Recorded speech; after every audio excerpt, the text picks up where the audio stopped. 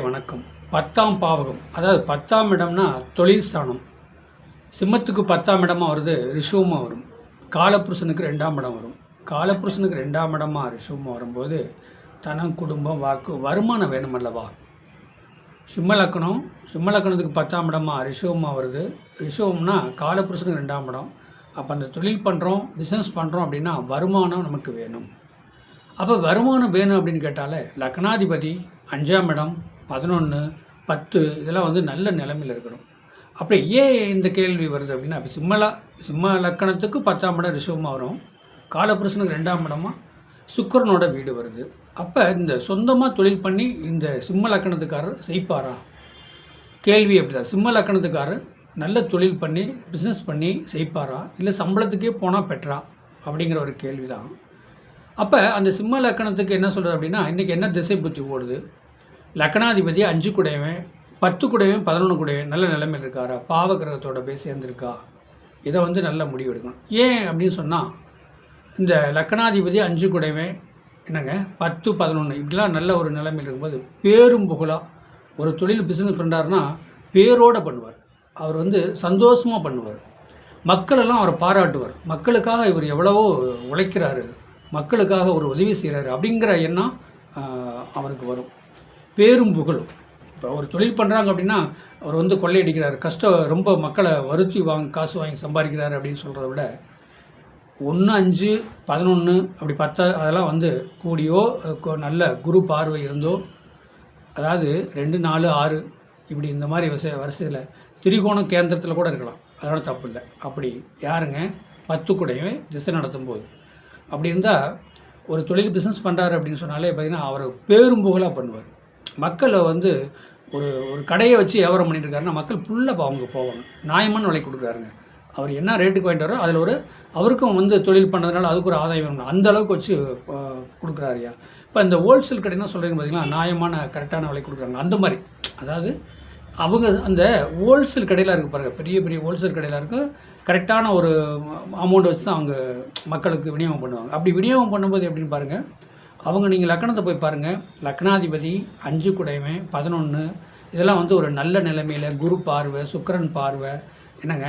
அப்போ அசுரகுரு, தேவகுரு இந்த மாதிரி ஒரு பார்வையில் அவங்க தொழில் பிஸ்னஸ் பண்ணுவாங்க. அவங்களுடைய சாதத்தை பார்த்திங்கன்னா இந்த மாதிரி தான் தெளிவாக இருக்கும். எப்படி தெளிவாக இருக்கும்னா, இந்த மாதிரி நியாயமாக செய்வார், நியாயமாக பண்ணுவார். ஒரு ஒரு ஒரு பொருளை இப்போ வாங்கி விற்க போகிறாரு, அது வாங்குற இடத்துல கரெக்டாக பேசுவார்.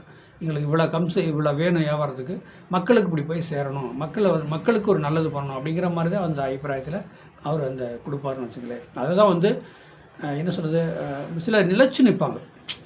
அவர் காலம், பையங்காலம், பேரங்காலத்துக்கு அந்த வியாபாரம் நிலச்சி நான் நிறையா தொழிலை பார்த்துக்கிறேன். கரெக்டாக பண்ணால் அது நிலச்சி வரும். அவங்க சாதகத்தில் நீங்கள் பாருங்களேன், 1, 5, 11 நல்ல நிலைமை இருக்கும், 10 கூடையிலும் நல்ல இருப்பாங்க.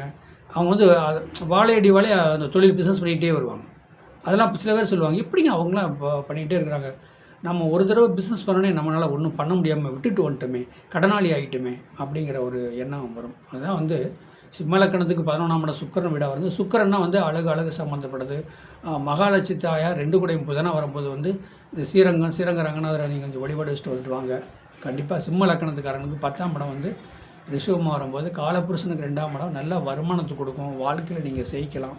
பாருங்கள், பொதுவான கணக்கு எப்படின்னா, ஒரு மனிதன் தொழில் பண்ணலாமா, பிஸ்னஸ் பண்ணலாமா, ரெண்டாவது சம்பளத்துக்கு கவர்மெண்ட் வேலை, கவர்மெண்ட் சம்மந்தப்படுது, அடிமை தொழில், வேறு ப்ரைவேட் கம்பெனிக்கு ஒர்க் பண்ணலாமா அப்படின்னா அவங்க சாதகத்தை நீங்கள் பர்சனல் பண்ணி பார்க்கணும். உங்கள் சாதகத்தில் இப்போ சிம்ம லக்கணத்துக்காரங்களுக்கு 10ஆம் இடம் ரிஷபம்னு சொல்லிட்டேன், இதை மாற்றலாம் முடியாது. அப்போ இன்றைக்கி அந்த சிம்ம லக்கணத்துக்காரங்களுக்கு என்ன திசை புத்தி ஓடுதோ அதை கம்பல் பண்ணி ஒரு கவர்மெண்ட் வேலைக்கே மூவ்மெண்ட் பண்ணலாமா, படிச்சிருக்கிறாங்க, 2 கோர்ஸ் முடிச்சிருக்கிறாங்க, கவர்மெண்ட் வேலைக்கு போகலாமா, அதை சார்ந்து பண்ணலாமா, இல்லை சொந்தமாக ஒரு பிஸ்னஸ் பண்ணலாமா அப்படின்னு அந்த சிம்ம லக்கணத்துக்கு 10ஆம் இடம் சொல்லக்கூடியது ரிஷபமாக வருது. காலபுருஷன் 2ஆம் இடம் வரும்போது நீங்கள் உங்கள் சாதகத்தை பார்க்கணும். உங்கள் சாதகத்தை அலசி பார்த்து சொந்த தொழில் பண்ணால் செய்யலாமா, ஒரு கவர்மெண்ட் அதிகாரி, கவர்மெண்ட் சம்மந்தப்பட்டது போகலாமா, அரசு சம்மந்தப்பட்டது, அரசியலுக்கு போனால் செய்யலாமா. ஏன்னா சிம்ம லக்கணத்துக்காரங்க பார்த்திங்கன்னா எல்லாருமே கொஞ்சம் அதிகார தோரணையாக தான் இருப்பாங்க. அதிகாரத்தோட வாழணும்னு ஆசைப்படுவாங்க. எங்கே போனாலும் ஒரு மதிப்பு மரியாதையை எதிர்பார்ப்பாங்க. அவங்க உடம்பு பார்த்திங்கன்னா கீட்டாக இருக்கும். அந்த உடம்பு கீட்டிலே அந்த இதயம் துடிக்கும். அந்த மரியாதை எதிர்பார்க்குற மாதிரி அந்த அந்த மூமெண்ட்டு அந்த மாதிரிலாம் இருப்பாங்க. அதை வந்து அவங்கவங்க சாதகத்தை பார்த்து, அதாவது இன்றைக்கி 3, 6, 8, 12 திசை ஓடுதா, 10 குடை திசை ஓடுதா அப்படிங்கிறத மெயினாக பார்க்கணும். 10 குடை திசை ஓடணும் போது ரொம்ப ஜாக்கிரதையாகவும் இருக்கணும். வேறு ஏதாவது தவறு நடக்குமா என்னமோ அப்படிங்கிற. இப்போ 10ஆம் இடத்து திசை ஓடுது, 10ஆம் இடத்து திசை நடக்குது, அதில் வச்சு நம்ம அதை வச்சு ஜெயிச்சிடலாமா அப்படிங்கிறது ஒரு முடிவு எடுக்க முடியாது. உங்கள் சாதத்தை பார்க்கணும்.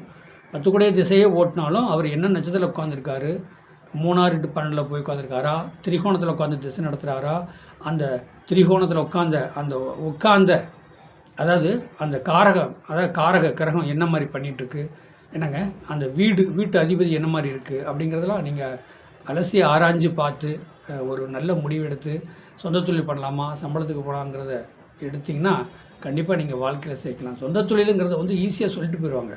உங்கள் சாதகத்தை வந்து நீங்கள் ஆராய்ஞ்சு பார்க்கணும். பார்த்தீங்கன்னா மட்டும்தான் நீங்கள் வாழ்க்கையில் செய்யலாம். நேர்கள் எல்லாமே ஃபோன் பண்ணுறாங்க, என்னுடைய லக்கணத்துக்கு 10ஆம் இடம் எது வருதுங்க, அது நாங்கள் இப்போ தொழில் பண்ணலாமா, அப்போ அதுக்கு இன்றைக்கி என்ன திசை பற்றி ஓடிட்டுருக்குது, ஏன் லக்கணம் சொல்கிறாங்க. இப்போ சிம்ம லக்கணத்துக்கு கேட்குறாரு, சிம்ம லக்கணத்துக்கு எனக்கு 10ஆம் இடம் என்னங்க வருது, ரிஷபமாக வருது அப்படின்னு நான் சொன்னால், அப்போ இப்போ லக்கணத்துக்கு சிம்ம லக்கணத்துக்கு இந்த திசை எப்படி போயிட்டுருக்கு, 10ஆம் இடத்துக்கு இந்த திசை எப்படி இருக்குது, சப்போர்ட் பண்ணலாமா பண்ண முடியாதா, பேசாமல் நான் அப்படியே சம்பளத்துக்கே தொடர்ந்து போகட்டுமா, அந்த கேள்வியில் தான் வந்து மக்கள் கேட்குறாங்க. நான் மக்கள் கேட்குற கேள்விக்கு தான் நான் பதில் சொல்லிட்டு இருக்கிறேன்.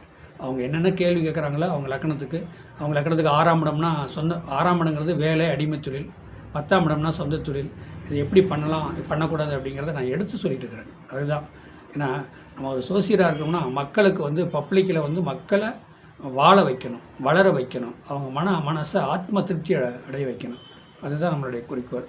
நம்மளுடைய சேனலை பாருங்கள், நம்மளுடைய வீடியோ பாருங்கள், மற்றவங்களுக்கு ஷேர் பண்ணுங்கள், சப்ஸ்கிரைப் பண்ணுங்கள், அதை பெல் பட்டன் ஆன் பண்ணுங்கள். என்னுடைய ஃபோன் நம்பரு உங்களுக்கு சாதகம் பார்க்க விருப்பப்பட்டால் என்னுடைய ஃபோன் நம்பர் 95 14 77 10 74 கான்டாக்ட் பண்ணுங்கள். என்னுடைய வாட்ஸ்அப் நம்பர் இதுதான். இந்த நம்பருக்கு நீங்கள் சாதகம் அனுப்புங்க. உங்கள் டீட்டெயில் எல்லாமே சொல்கிறேன். வாழ்க வளமுடன்.